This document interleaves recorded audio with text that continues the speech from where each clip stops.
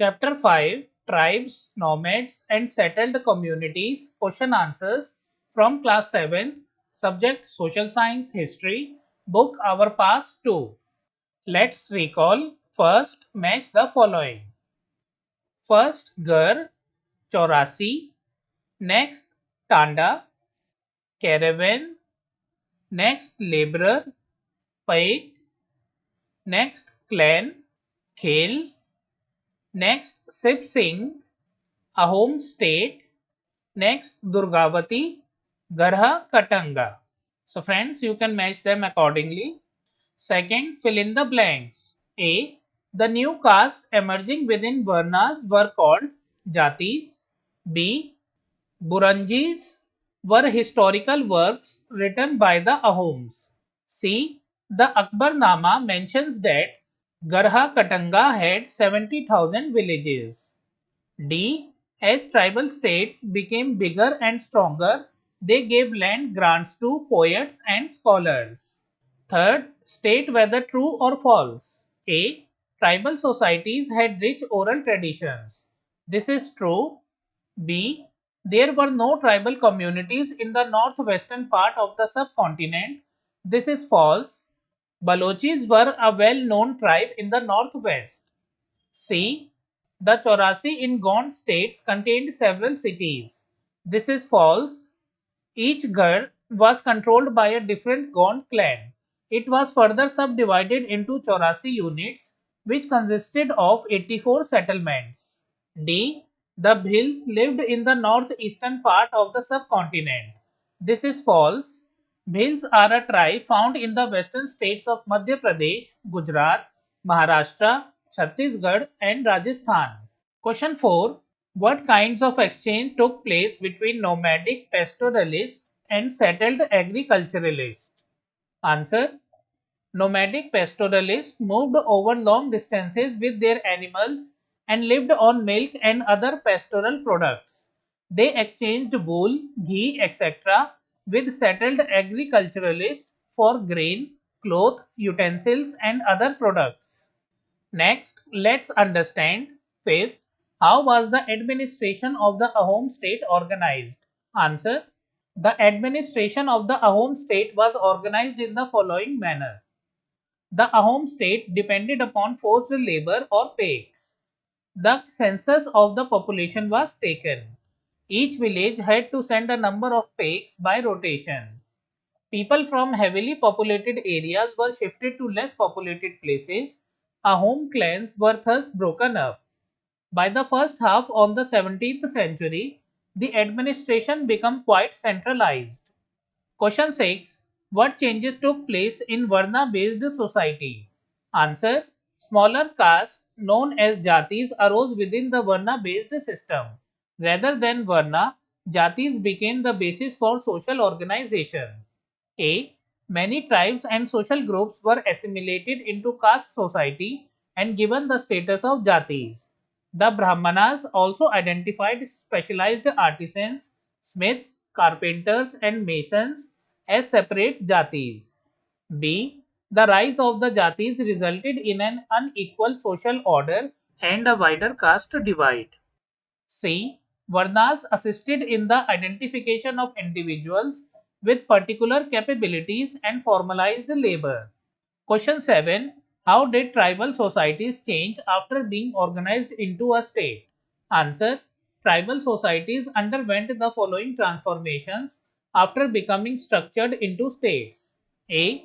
With the help of the Brahmanas, they assimilated into the caste system.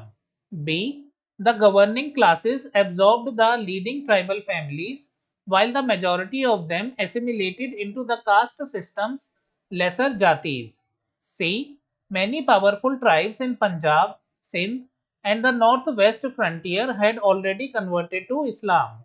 They remained adamant in their opposition to the caste system. D. In these locations, the uneven social order dictated by orthodox Hinduism was not commonly accepted. E. Some tribes like the Ahoms grew to be extremely powerful and clashed with greater nations. Next, let's discuss question 8. Were the Banjaras important for the economy? Answer. Yes, the Banjaras were important for the economy in the following ways. Banjaras were trader nomads. Under Sultan Alauddin Khalji, Banjaras used to transport to the city markets. According to Emperor Jahangir, Banjaras carried grain on their bullocks from different areas and sold it in towns. Banjaras transported food grains for the Mughal army during military campaigns. Question 9. In what ways was the history of the Gonds different from that of the Ahoms? Were there any similarities? Answer. The history of the Gonds and the Ahoms differed in the following ways. A. The Gonds and the Ahoms had contrasting histories in that the Gonds were totally annexed by the Mughals, whilst the Ahoms were able to restore their independence soon after annexation. B. While the Gonds practiced shifting agriculture, the Ahoms did not. C. The Gonds resided in the vast forested region of Gondwana, whereas the Ahoms travelled from Myanmar to the Brahmaputra valley. The Gonds and Ahoms' histories were similar in the following ways. A. Both tribes became more powerful as time passed. B. The government of both tribes was centralized. Clans or jatis were formed in both tribes. Next, let's do question 10. Plot the location of the tribes mentioned in this chapter on a map. For any two, discuss whether their mode of livelihood was suited to the geography and the environment of the area where they lived. Answer. First, Bhil. So friends, here is Bhil. Bhils used to live in the western part of the subcontinent, which was full of forest and fertile land. Bhils were engaged in agricultural and hunting gathering. Therefore, their occupation suited to the geography of the area where they lived. Second, Ahom. Ahom is here. The Ahom people used to live in the northeast. The area received a heavy rainfall. It also had plenty of water as Brahmaputra river flows in this area. And Ahom people were rice cultivators. Therefore, their occupation matched to the geography of their area. Question 11. Find out about present day government policies towards tribal populations and organize a discussion about these. Answer.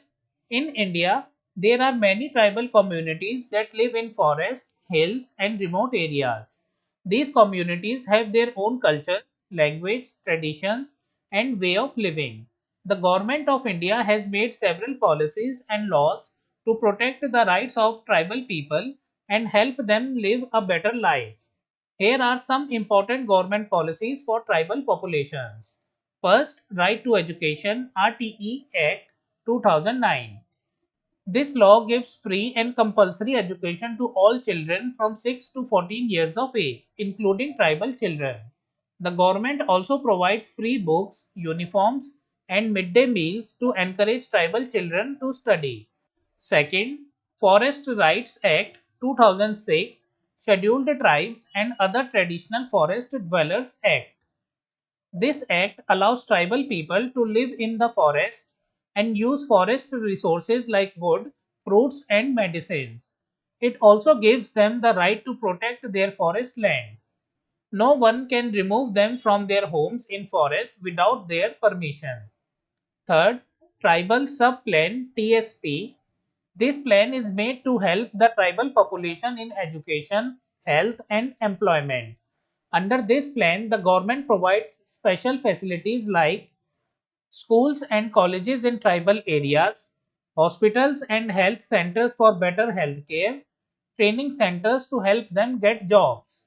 Fourth, PESA Act 1996, Panchayats Extension to Scheduled Areas.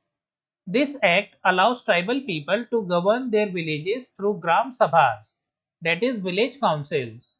The village council has the power to make decisions about their village land, resources, and development work.